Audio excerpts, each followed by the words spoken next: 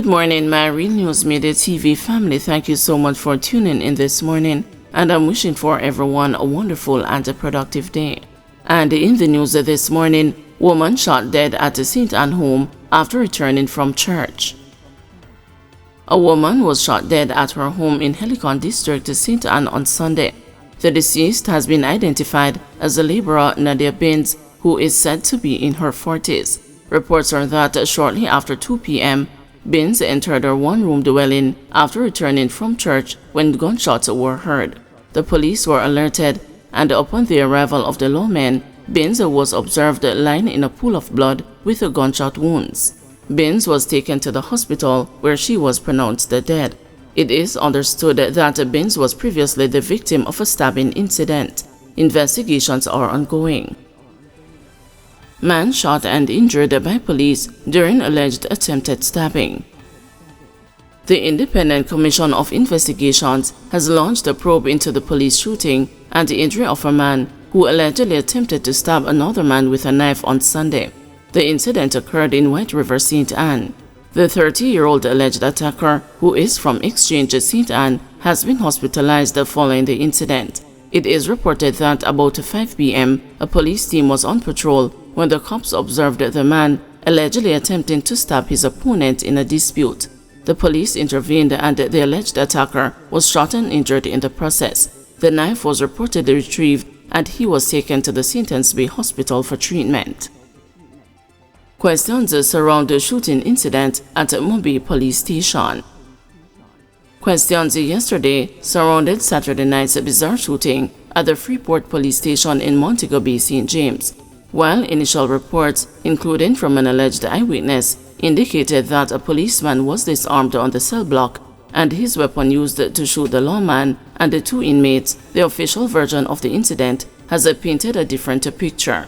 According to the police's official report, released yesterday via the Jamaica Constabulary Force's daily incident report, about 7:30 p.m., a prisoner identified as a 35-year-old Christopher Bigfoot Campbell of Magotty District, St. Elizabeth, who was restrained following an altercation inside the cell block and taken to the annex area, picked up a firearm which a police officer had placed under a desk and used it to shoot a fellow prisoner and a policeman. The report stated that a dispute developed among 5 prisoners on the cell block, which resulted in a physical altercation. During this altercation, prisoner Christopher Campbell sustained stab wounds to his upper body. The police officers responded to the incident and attempted to intervene. A police officer who was coming off duty and armed with a firearm placed the said firearm under a desk in the annex area and joined the police team to quell the situation. Campbell was taken to the said area by police where the firearm was placed. Campbell took the firearm, pointed it at one of the police officers, and demanded that he open the gate to the cell block. In fear of his life, the police officer opened the gate, allowing Campbell to the cell block. Campbell then discharged the said firearm in the direction of another prisoner, hitting him to the left side of the neck. Campbell then discharged several more rounds in the cell area.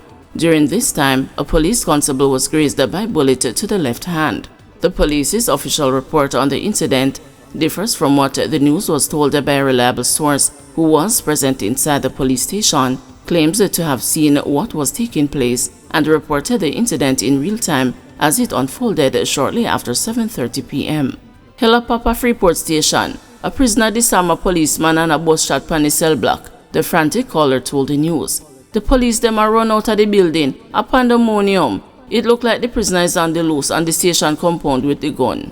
When the news team got to the police station about 8:45 p.m., the incident had already been reported to the public via the news on social media.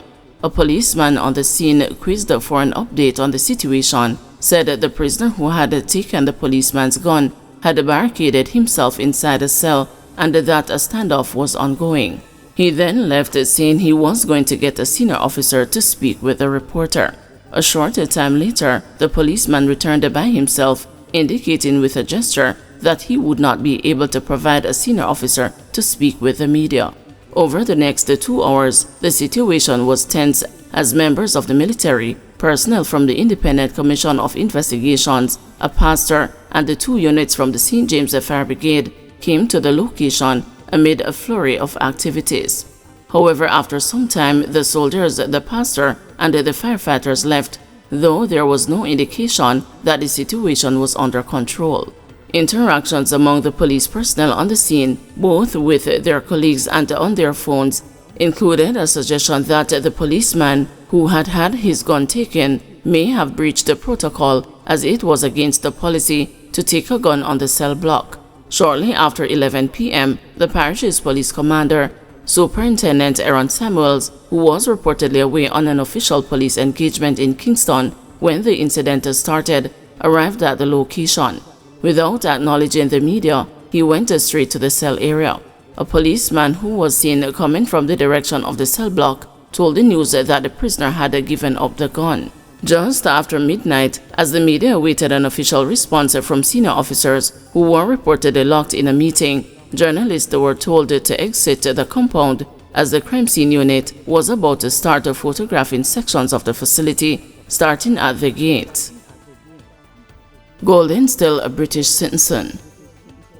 Amid widespread calls for him to declare his British citizenship, opposition leader Mark Golding has indicated that he remains a British citizen but insists that there is no legal basis for him to renounce his status in the United Kingdom at this time.